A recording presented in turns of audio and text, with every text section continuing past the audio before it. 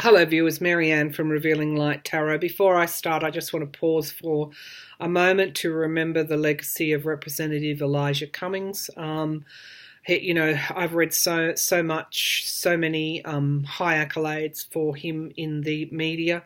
And I just want to give us a chance just to remember him. I'm not going to channel him today, but when I do tune into his energy, I feel this overwhelming peace. And so that tells me that, he passed as he had lived, with honour. And as I understand it, he was signing subpoenas right up until just before his passing. So just a moment to remember Representative Elijah Cummings.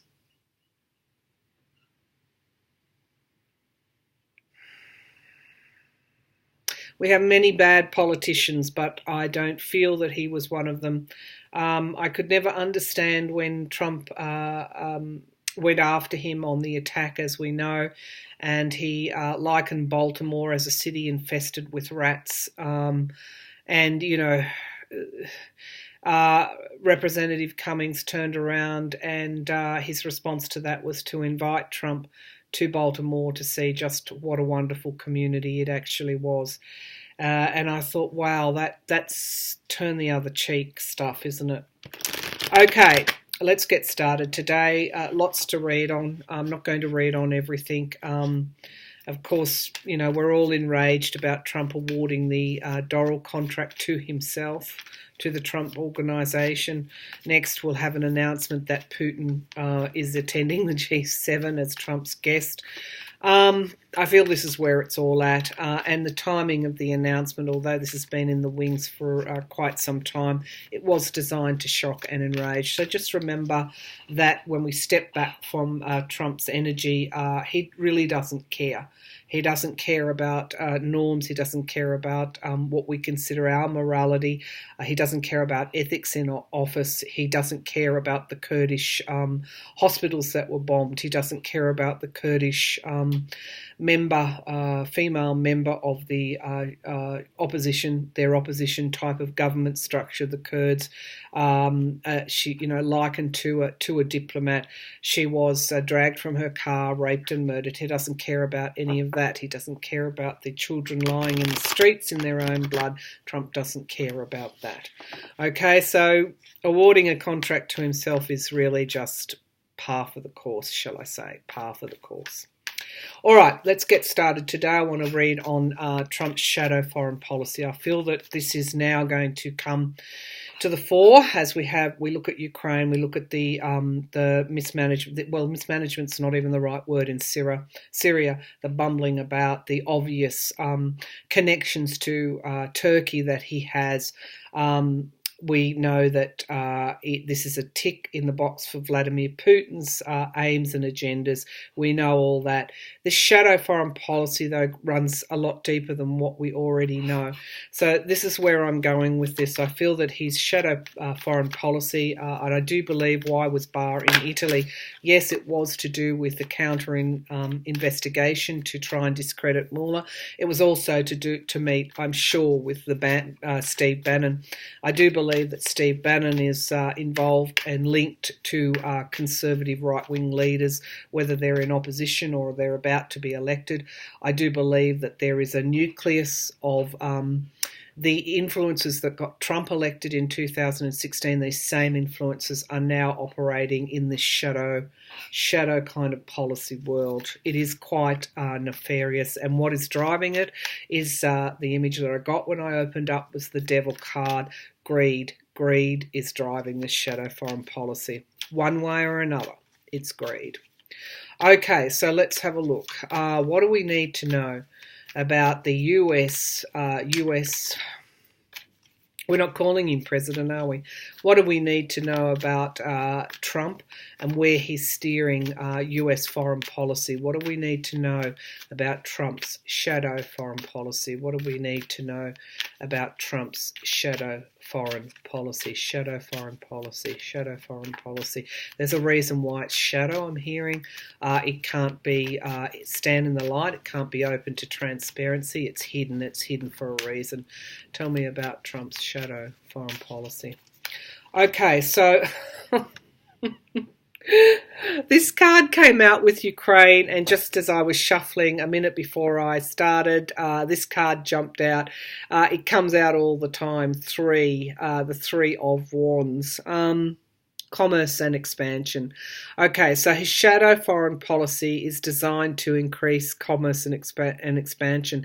If it was America's commerce and expansion, we would, even then, it should be transparent and on the table. But as we know, the Saudis paid off the Kushner debt. We know that those in power that are capable of doing things under the table are paying lots of money to Trump's resorts as a way of currying favour. We know what happened in the inauguration, which is now under investigation. It's all about commerce and expansion, and it's overseas commerce and expansion for Trump himself and the Trump organisation and Trump allies. Okay, so he's operating America's foreign policy now with one goal in mind. Okay, well, I won't say one goal in mind, but with this commercial goal in mind. Okay.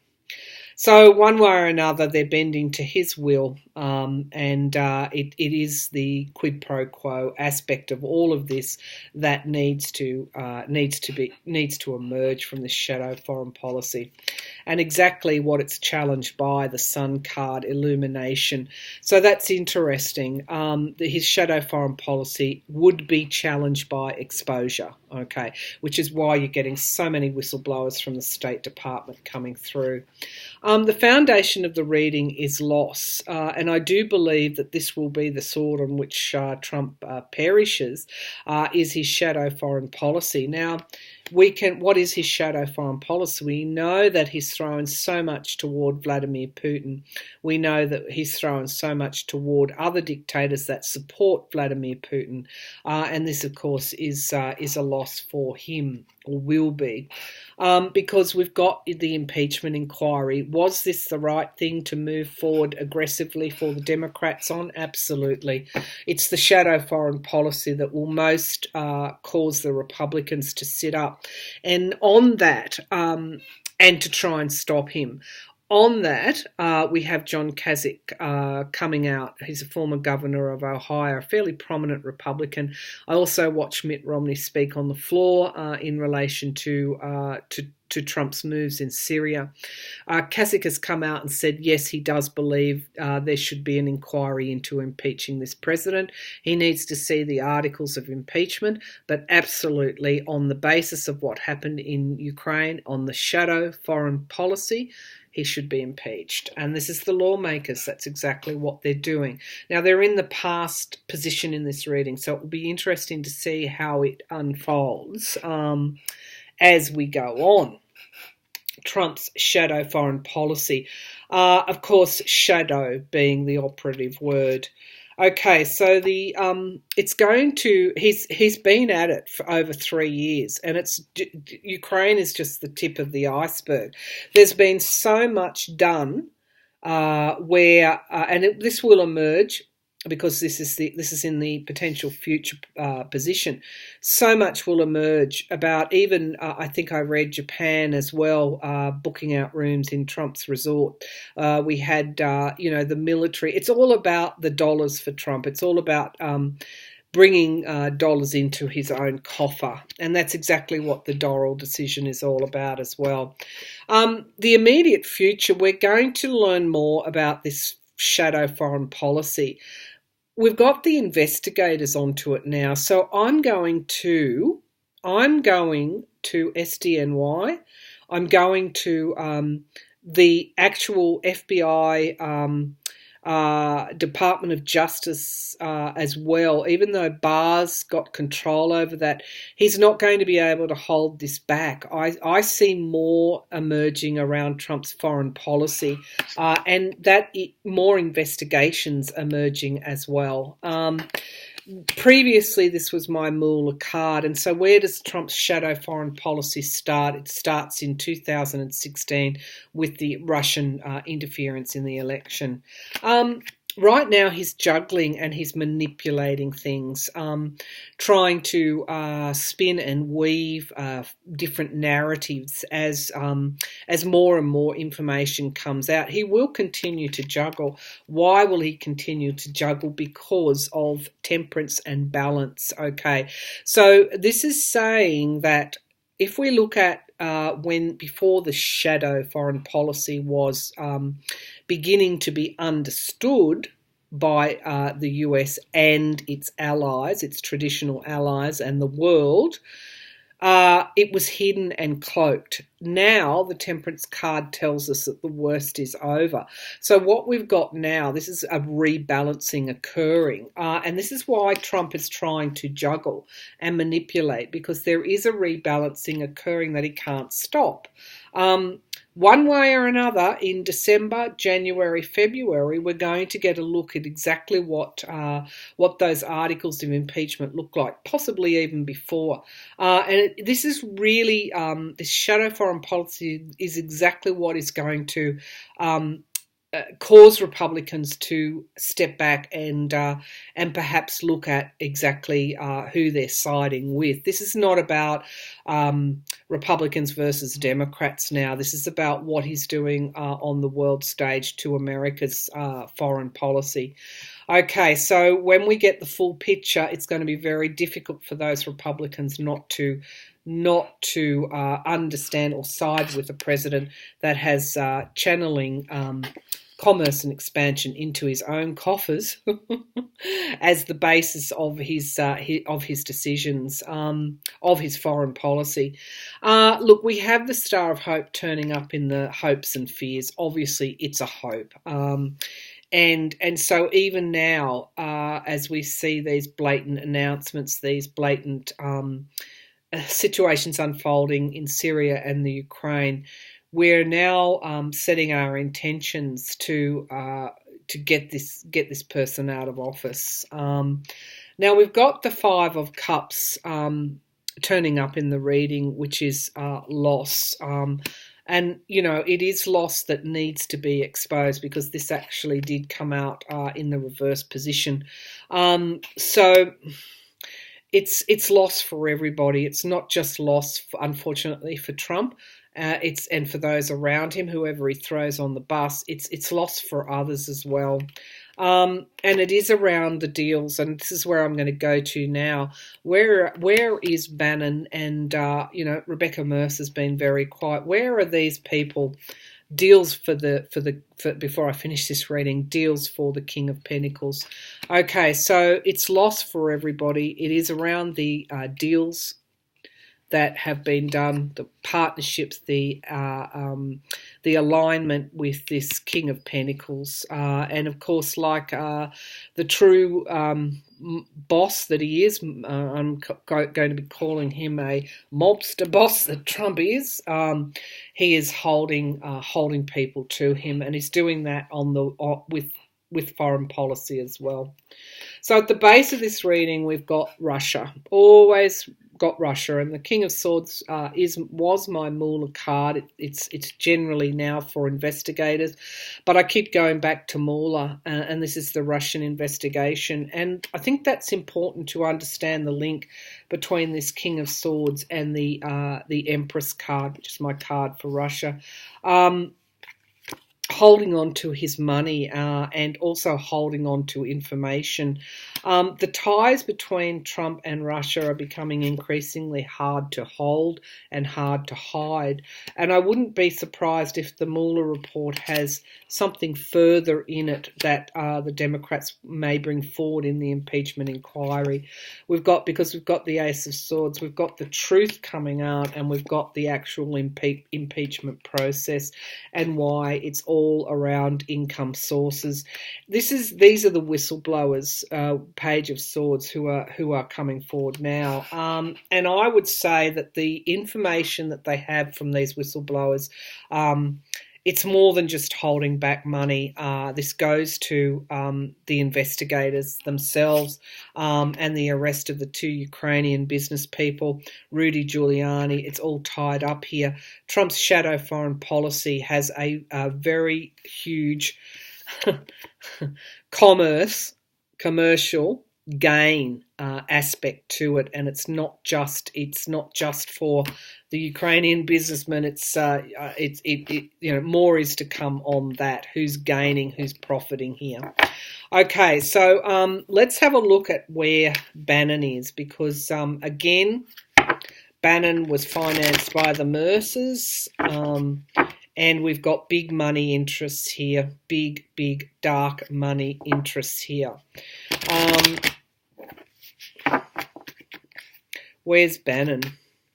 Let's go to Canada. Thank you all for the multiple corrections on the Canadian election date. Let's have a look at, is Bannon talking to Andrew Scheer? Now, we know that I think it's a Trump former staffer is working in Scheer's campaign. So my reading on Canada showed that that Trudeau's likely to form a minority government, or a very slim win. He's not going to win by much, and he may need to form an alliance. Let's have a look at Bannon. What's Steve Bannon doing? Let's just ask that. What's Steve Bannon doing? What's Steve Bannon doing? What is Steve Bannon doing? What is Steve Bannon doing? What is Steve Bannon up to? What is Steve Bannon up to? Is he talking? Is Steve Bannon talking to Andrew Scheer? Andrew Scheer's campaign. Steve Bannon and his followers talking to Andrew Scheer and his campaign team. Steve Bannon, Trump, Scheer. Is Steve Bannon talking to Andrew Scheer? Okay, so we've got the signifier card is this Ace of Pentacles. Okay, now it could be the donors as well in Scheer's campaign. I haven't seen who they are. Scheer does hold US citizenship as well as he holds dual citizenship, which he didn't fess up on, and he's now undertaken to relinquish US citizenship. But look, we've got the Ace of Pentacles. There's dark money in his campaign. And we've got challenged by the Queen of Swords. Now, that's interesting because the Queen of Swords is actually the Democrats in Congress. And so this movement that I talk about, Bannon and his followers, that is reaching out, this shadow foreign policy, is actually being challenged by the current impeachment inquiry. Here we have our dark money in politics as the foundation of the reading, the teamwork. And in this Rider-Waite deck, I'm using my Radiant Rider-Waite deck. It's the Pentacles are actually set on a dark background, and they're not gold, they're grey. And so there is a suggestion here of something dark and hidden, which may be going on in the background. So his foreign policy. So in the past, we've got the Wheel of Fortune, things changing for the better for Bannon and his followers. Okay, this was the win in 2016. It's given them the impetus that they needed to take their shadow foreign policy forward. This is a yes card. It's the Ace of Cups. I asked, what is he doing? Is he talking to Scheer? I actually do think he is. I've got two aces on the ground. They very much want these wins, whether it's in UK with Boris Johnson. I understand Bannon wrote one of Johnson's speeches, or whether it's Scheer. This is reordering the world's alliances. We've got in the near future, Bannon is actually going to be hanging on to something. He's quite insecure. Perhaps this, again, is with Pelosi's impeachment, or the truth that's likely to come out. He's going to be holding back information. Yeah, look, what's he doing at the moment? He's working around the globe. All these pentacles, and we had Bar in Italy. Bannon's hard at work, put it that way. Again, doing what he did in 2016. the environment, this offer, this seduction, this quick seduction, which so characterised 2016. I do believe he's talking with Scheer, absolutely, and they're almost trading foreign policy. They're having discussions around how Canada would change its foreign policy if Scheer is elected. But the hope is that we've got this Knight of Wands coming forward again, and it's aligning with what Pelosi and the Democrats represent, the truth coming out about this shadow foreign policy. And look what we've got here, the Seven of Swords, trying to get away with something. And, you know, for those that are thinking of voting Conservative in Canada's election, you need to understand that Scheer is aligned with Trump, okay? And we've got a plan maturing in time. And look at the globe. This is Bannon's revolution. This is Trump's revolution. And here we've got our lover's card. I think that just about says it. I think that just about sums up the shadow foreign policy. It is theft and betrayal. It is trying to get away with something. It is a plan that matures in time, and we've got this person holding the globe. This is also a crossroads card as well, and we've got the lovers here, the sweet deals. This is also Trump's a Gemini. So that's interesting. What's going on at the base of the pack? Victory is a way to abuse power, and so if Scheer is elected, we will just get more of Canada will just get more of the same, because people are tired now as well. But there are a couple of cards here that I actually love. These two, and if I take one more from the base of the pack, I've got my Page of Cups here. And these cards seem to be talking to me very strongly these days about transparency. We've got surprise news coming out. We've got Pelosi and her team and others. The Queen of Swords is not just the Democrats, it's everybody else that wants the truth to come out. The Queen of Swords re-establishes security and stability. That's why she's a Queen of Swords. And we've got the passion and the movement of this impeachment inquiry, the Knight.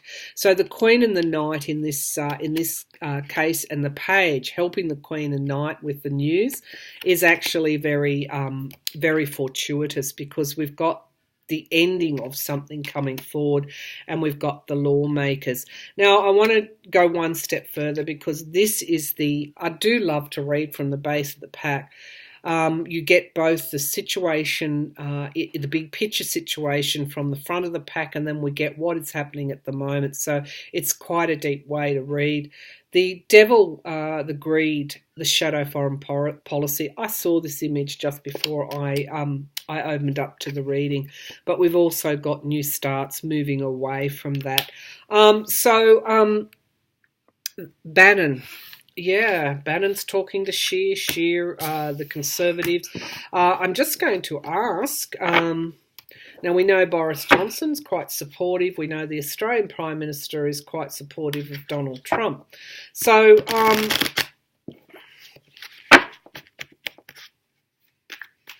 the shadow foreign policy. Shadow foreign policy, is it the way of the future? Shadow foreign policy, where the rich get richer, the poor get poorer, or the poor get conned, and good people fight the good fight to try and stop this from happening. Is the shadow foreign policy likely to win and to prevail? Is this shadow foreign policy, this new order, likely to prevail? This shadow foreign policy that destabilises current world structures, that reorders them, and gives dark money an open lane. Let's have a look. Is this shadow foreign policy going to prevail? Is this shadow foreign policy going to prevail? And I did get a no. So we're moving away from it through, and this is what I want to talk about with Doral. I don't want to read for too long, but the timing of Trump's announcement was intended to shock and enrage you.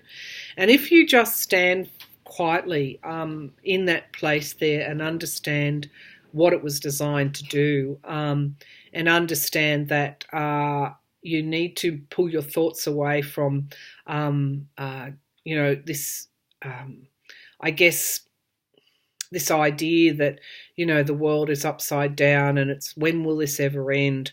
You need to actually pull your thoughts away from that, step back and understand just what a reckless and ultimately failing strategy this actually is. And the Six of Swords actually tells us that as the signifier card. It's actually talking about moving away from that darkness and moving away into the light. That Six of Swords comes up a lot in my reading. We are moving away from that, and that's why you get those announcements around Doral. The reason Trump wants to bolster Doral is because it has been losing so much money. His name, his brand, now probably, was it ever, valuable? Well, I tell you what, it's not now, because people are not going to his resorts based on his name being on them.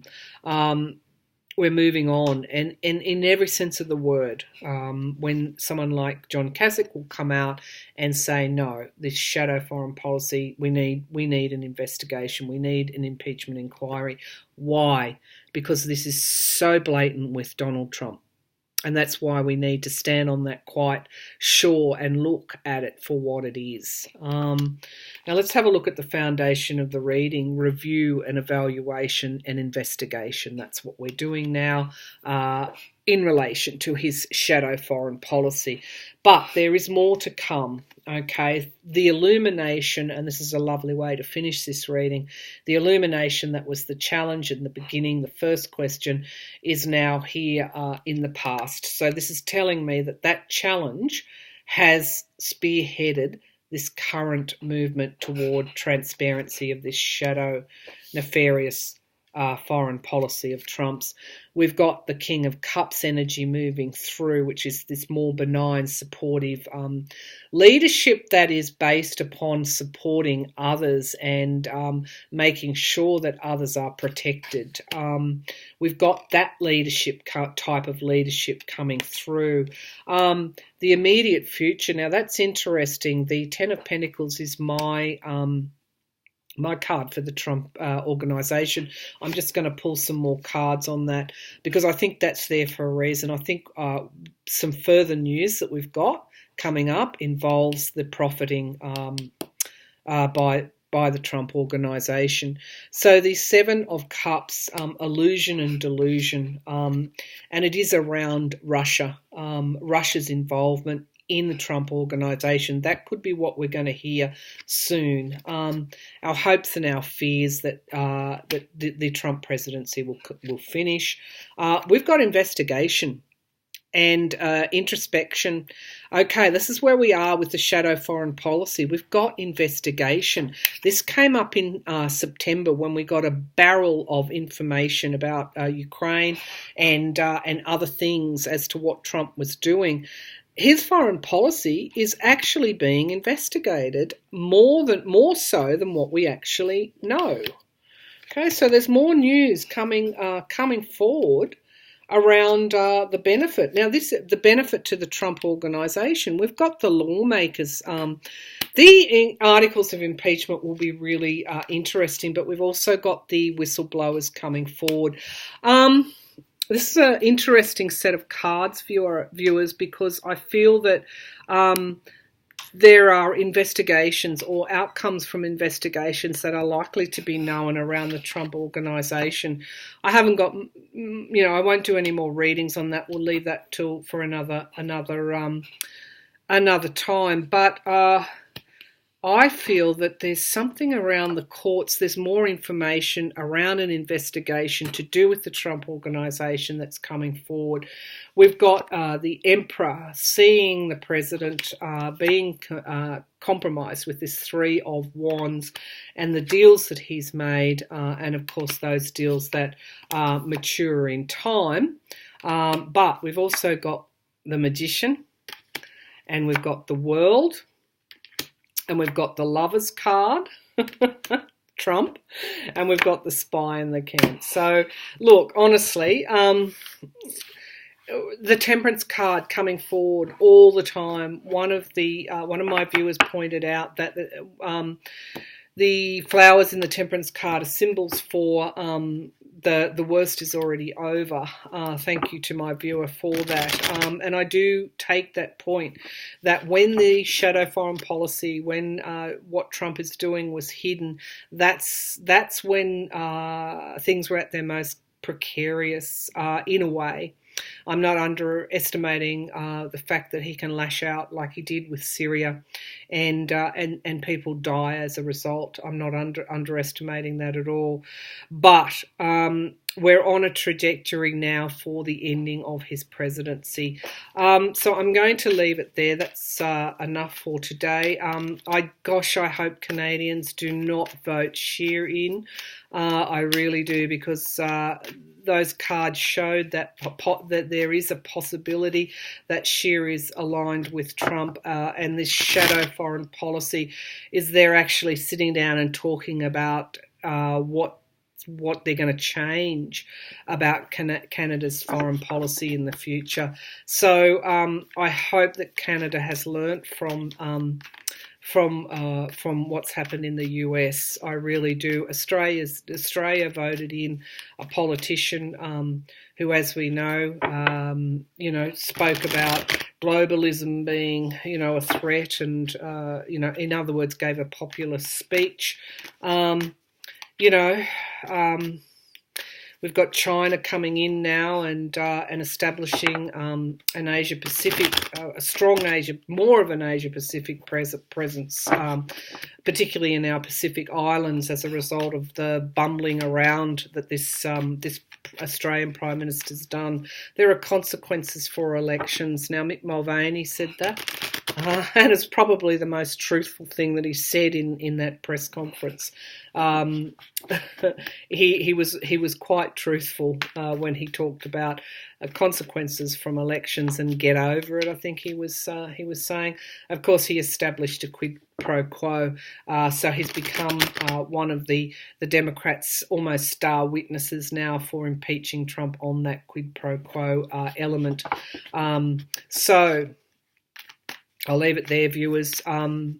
Standing back and understanding that the wheels are very firmly in motion for the ending of this presidency, and understanding that Republicans will not sell, America's foreign policy down the creek for the pure and utter gain of this president, but also the pure and utter gain of Russia and countries like Turkey. Now, they're not going to do that. Is that an altruistic reason, or do they see this as a weakening of America? It's because it weakens America, and they're not going to do that. So, if anything, this outing of the shadow foreign policy is really where the action is at this moment in time. So thank you to the whistleblowers, and again, remembering your representative Elijah Cummings in the House, remembering his career, his lifetime's work, and I'll sign off now, and I'll be back again for another reading soon.